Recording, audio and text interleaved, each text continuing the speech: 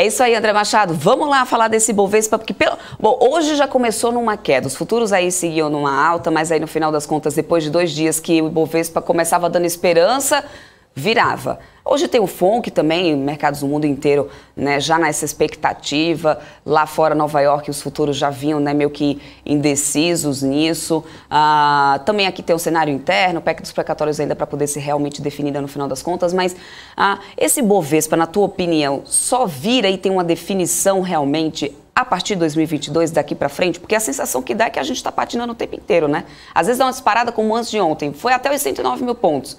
Mas aí depois perde tudo, até no final, né? Nos 45 segundos do tempo, perde tudo. Ou seja, uma definição com o que a gente tem agora só em 2022, o que você acha? Então, eu acho que, o padrão que deixou ontem ficou bem feio e está ameaçando o início de 2022 ser um 2022 bem ruim, que casa aí com todo o cenário aí de tapering, né, e de aumento de juros. A questão que está hoje realmente é o dia D do mercado, apesar do Ibovespa estar caindo agora, o dólar porrando para cima, né, mas eu acho que é um dia ainda que muita coisa pode acontecer até às 16 horas, ou principalmente 16h30, quando o Powell participar da coletiva, né, pós o anúncio. Às vezes o anúncio dá um viés e na sequência eu já vi isso acontecendo várias vezes, o Powell não é muito bom nas coletivas, se embanana e às vezes pode falar alguma coisa que assusta os mercados, né? Tipo aquele comentário lá no Senado de que, mas eu vinha telegrafando tapering, por que o mercado está assustado, né? Algo parecido. Enfim, o tapering aí, a grande aposta que talvez já esteja precificado é a questão da velocidade do tapering. Começamos a discutir o tapering lá no meio do ano, né, que seriam 8 cortes, levaria 8 meses, né, e que só depois teria aumento de juros no segundo semestre. Aí começou a se reduzir o tempo, né, começou a se acelerar o tapering para 6 meses, e agora as apostas aí é que eles possam encerrar o tapering em março. E aí o que deve ser comunicado hoje é se na reunião seguinte, ou seja, de maio, o Fed já começa a aumentar os juros. Eu vi apostas ou levantamentos do Goldman Sachs anteontem e hoje sendo repetidos as mesmas expectativas pelo UBS, de que seriam 2 aumentos em 2022 e 3 aumentos em 2023. Nós tivemos o PPI ontem, né, colocando a inflação ao produtor em 9,6%, então seria como se fosse o IGPM para o IPCA brasileiro, né, que o IGPM, apesar de ser considerado o índice aí de construção civil é 10%, né, 60% do IGPM é índice de preços ao atacado, então, com 60%. Então, o PPI, obviamente, vai desaguar mais para frente, né, no PCI, que já está no recorde histórico aí de 39 anos, né, o maior em 39 anos, desde que começou a inflação a ceder de 81 em diante, com o aumento de juros aí pelo Paul Volcker no Fed, para controlar a inflação dos anos 70, né, que foi pesadíssima por conta aí dos Estados Unidos ter abandonado o padrão ouro, e na sequência o choque do petróleo, né, o OPEP aumentou 3 vezes depois da guerra do Yom Kippur, o petróleo. Então tivemos uma década perdida de inflação, a bolsa indexada ao CPI nos anos 70, ela caiu quase o equivalente à queda de 29, né? Apesar dela ter andado de lado a década inteira, mas indexando pela inflação, ela teve um prejuízo enorme.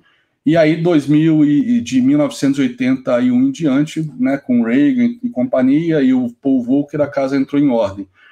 E estamos nesse patamar agora, o PPI 9,6, o CPI 6,8, né, pleno emprego, né, o Copom mostrando aí, o payroll mostrando aí no payroll de dezembro que os Estados Unidos já está com 4,2% de desemprego, que é quase perto do pleno emprego de 3,8%, que era a bandeira do Powell durante todo esses 21 meses de QE, de quantitative easing, né, que agora vai ser reduzido rapidamente.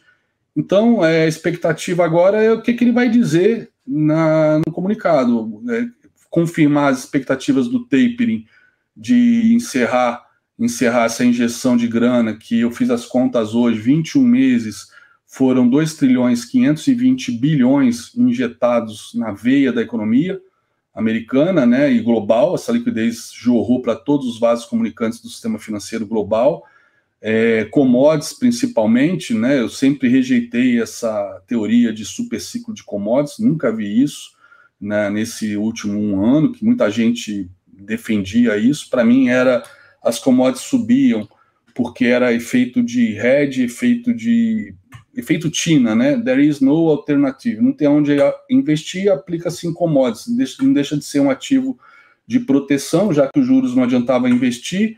E também a questão que, o dólar desabou, acabou meio que, assim, as commodities se ajustando ao dólar mais desvalorizado. Agora, o dólar subindo, as commodities também estão se reajustando a essa queda do dólar.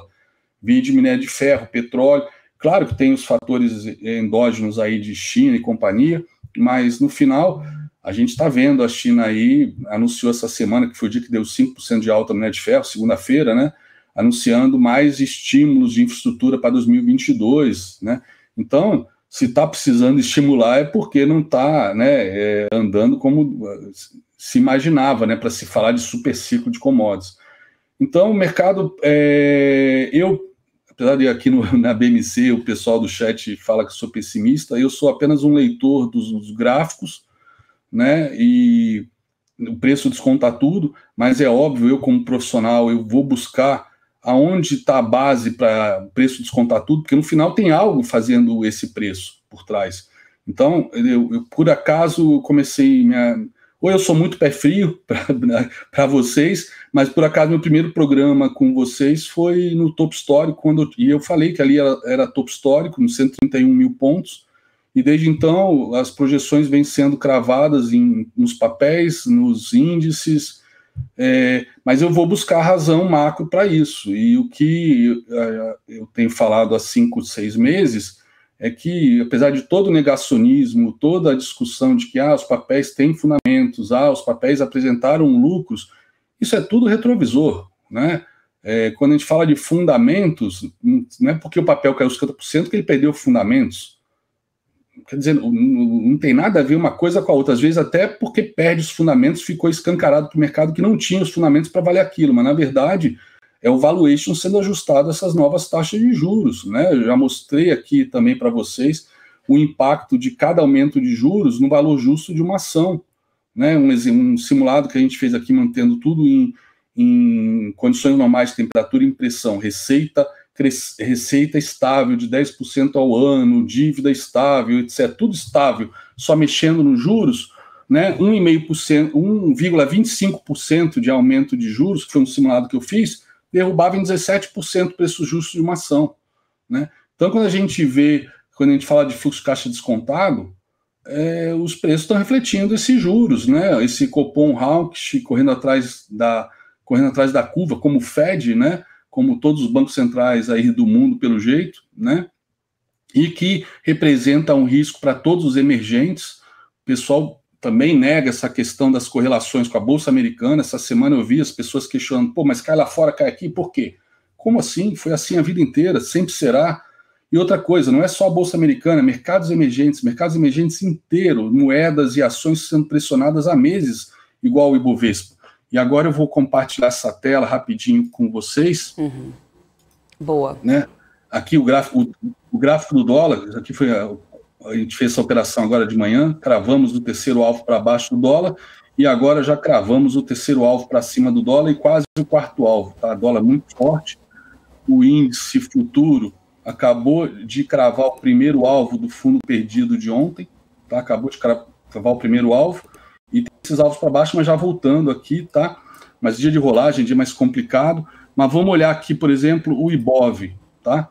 O que o Ibov fez? E para não falarem que eu sou pessimista, eu leio o gráfico e o cenário que eu acho que eu cheguei a traçar quarta-feira passada foi do Ibov podendo fazer esse movimento de alta até um desses 3 níveis aqui, tá? Vou até mudar aqui a cor, porque eu já paguei isso. Por isso aqui ontem eu apaguei essas projeções porque estão sendo anuladas por enquanto.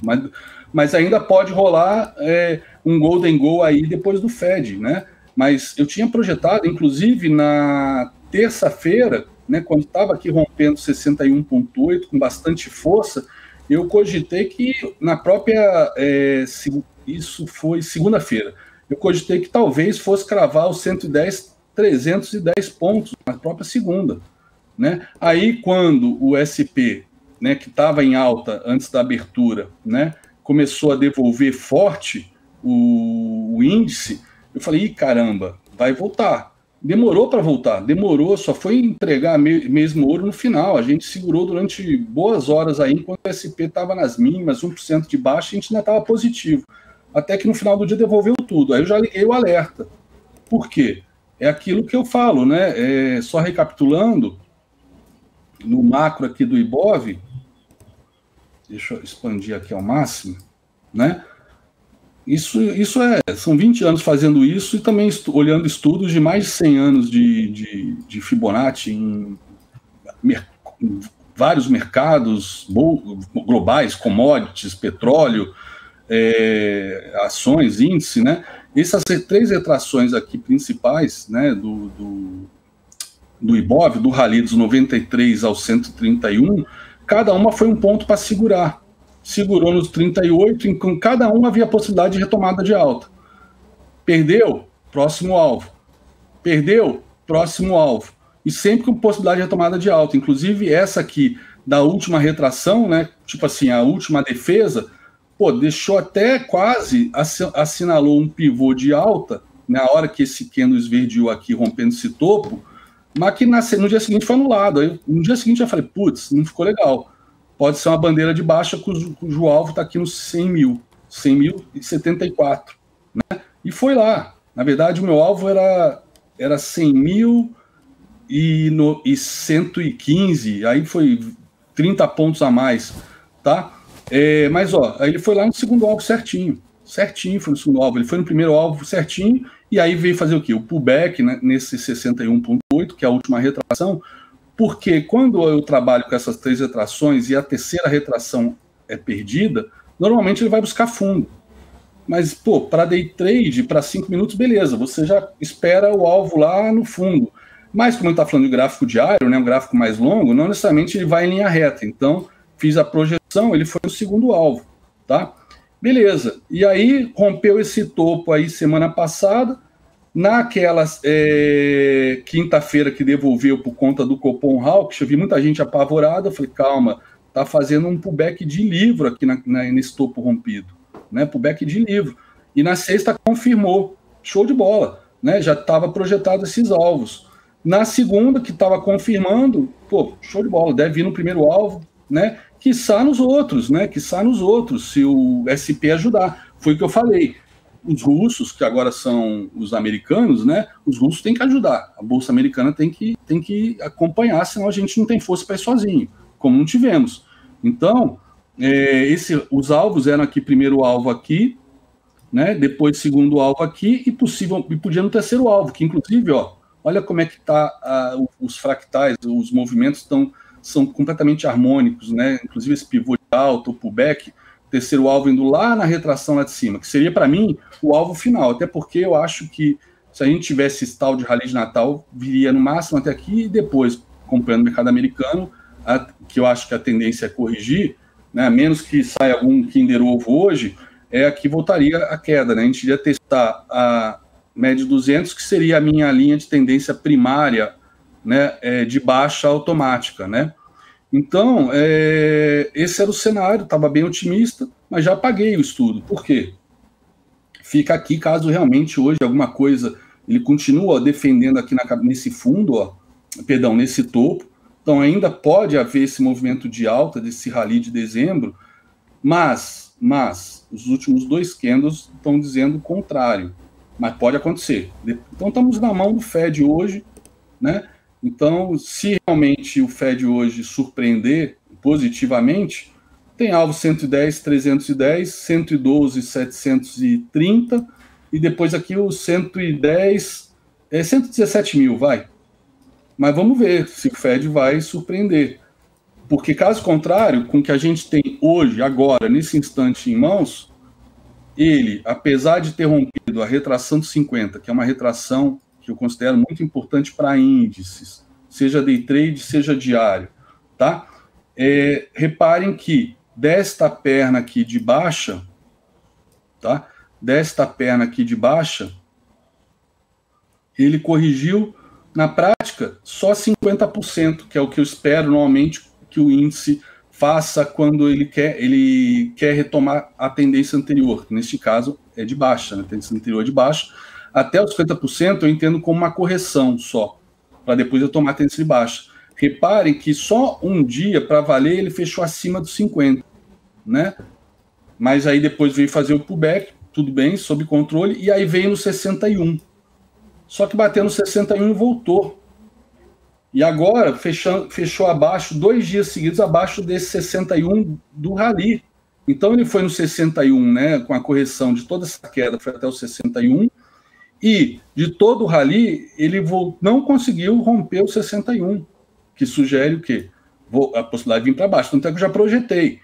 Só que, para ser acionado isso aqui, tem que perder este fundo, que ele foi quase lá agora. Tem que perder o 105,890. Se fechar abaixo de 105,890, abre esses alvos aqui para baixo, onde, inclusive, olha a simetria perfeita, né? O terceiro alvo para baixo é exatamente, novamente, o teste do fundo, que é o segundo alvo dessa bandeirona.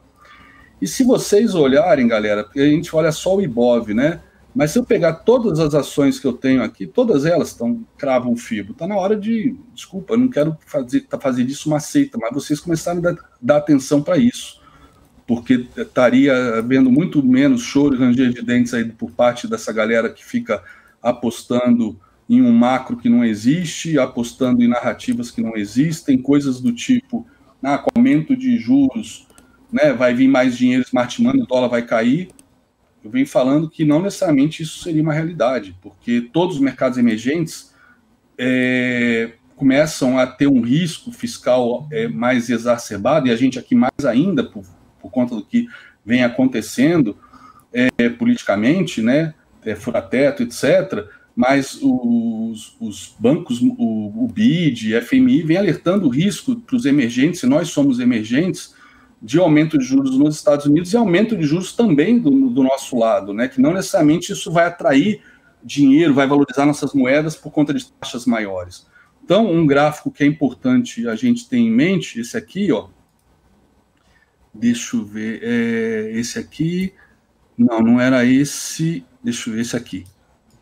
Ó, aqui eu estou pegando aqui os nossos 93 mil pontos, né? Nosso Ibov começando aqui, porque se a gente for olhar, ali foi fundo, não só do Ibov, mas foi fundo das bolsas em geral, em novembro, né? Se olhar aqui o SP500, ó, novembro do ano passado, ó, o SP500 já vinha numa consolidação aqui desde agosto a novembro, e aí acabou rompendo aqui estes topos, e aí entrou esse canal de alta aqui a partir de novembro. E o Ibov veio junto, né? Surfou dos 93 aos 131 mil até julho, e de lá para cá a gente só cai enquanto o SP continuou subindo, tá? Então, isso vale para todos os índices bursáteis que a gente tem globais. Então, olhando aqui para esse gráfico aqui, a gente está vendo aqui o EWZ, tá? Nossa ETF, e o gráfico também de mercados emergentes. A ETF de mercados emergentes da China tem maior peso, mas tem outros países emergentes, né? Seja dos BRICS, seja Coreia, se eu não me engano, acho que Tailândia, né?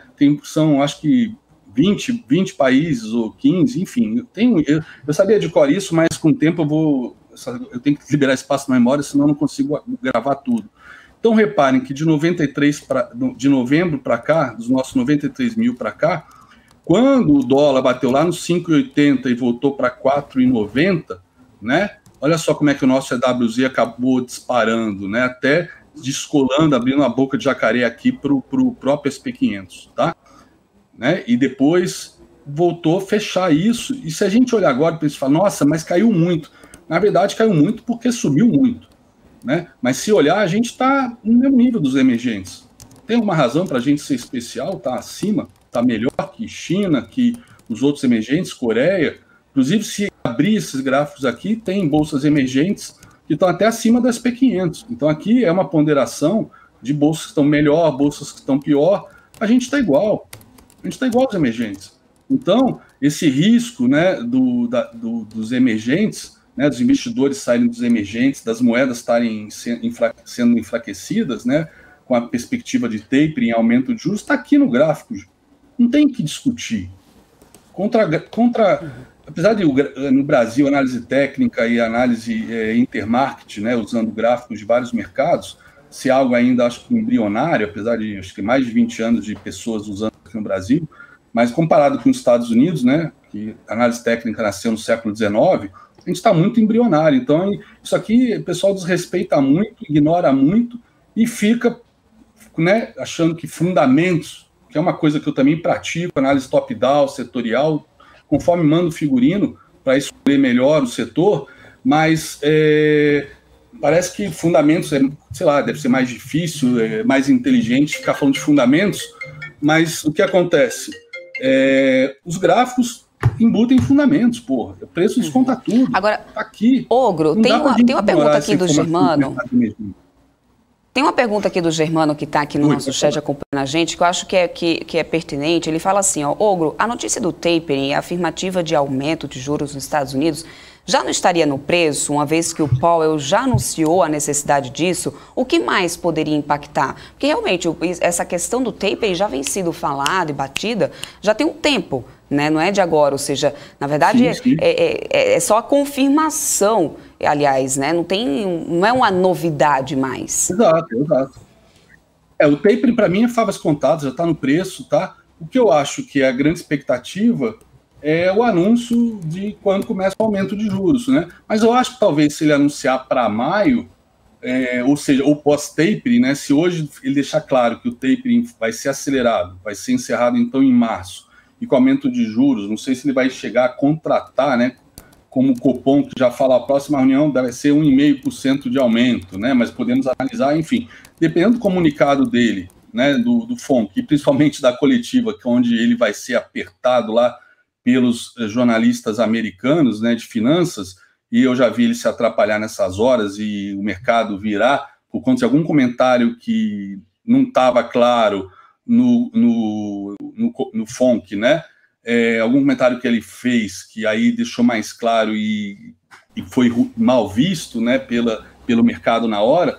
Então, acho que tem que ficar muito atento às 16 horas e às 16h30 para a coletiva, para ver o que ele vai falar, ficar ao vivo acompanhando o que ele está dizendo, e acompanhando o gráfico, o preço, que ali vai ter a prova dos 9. Então, o tapering, a questão da aceleração, né, a menos que ele, de repente, não confirme essa aceleração, enfim, mas ele já deixou claro que não está levando o Ômicron em consideração, que está preocupado com a inflação que não é realmente transitória, está preocupado com a inflação de serviços, aluguéis, que é uma inflação mais difícil de combater, porque é mais demorado, não tem transmissão por commodities ou coisa parecida, né? E PPI de ontem, né? Então, PPI de ontem, o CPI da semana passada, o PU com pleno emprego, eu acho que o tapering vem realmente acelerado. Agora, se ele anunciar já aumento a partir do tapering, ou seja, e de repente já deixar claro que é maio, será que isso já está precificado? Não sei. E agora, aí minha memória é falha, porque um ciclo de aumento desse... Putz, a gente está vindo de QE em QE desde 2009, né? Ele tentou aumentar aí juros em 2018, o Trump, estuprava ele em rede social todo dia e, realmente a bolsa chegou a cair 20%, né? Naquele trimestre de 2018, o último, e aí ele voltou a cortar juros em janeiro de 2019, 2019 foi aquela festa do caqui nas bolsas de novo, e aí em 2020 veio a pandemia. Então, eu não tenho memória assim desses ciclos de aumento de juros para saber como é que os dirigentes se comunicam, né? Mas, de qualquer maneira, foi épocas de Greenspan e de outros, então não vem ao caso. Vamos ver o que ele vai comunicar, o que ele vai dizer. Se já vem comunicado no FONC que vai ser, sei lá, aumento de 0,25, de 0,50, para uma inflação, para um PPI de 9,6 anual e um PCI de 6,8, pô, será que vai ser dois aumentos de 0,25? Ou seja, de 0 a 0,25 vai passar a 0,50 e depois 0,75 até o final do ano que vem? Pô, isso não controla a inflação nem aqui nem na China. Isso aí, para mim, continua juros negativos nos Estados Unidos. Mas, por outro lado, é óbvio que ele não vai dar uma de Paul Volcker e dar um choque também, né? Mas isso é o que está em aberto. Qual vai ser a intensidade, quantos aumentos, e se isso, de alguma maneira, vai ser telegrafado, como ele disse, com o tapering, vai ser telegrafado hoje, seja no FONC, seja na coletiva dele. É isso que pode fazer preço, e é isso que o mercado está aí atento, né? Então,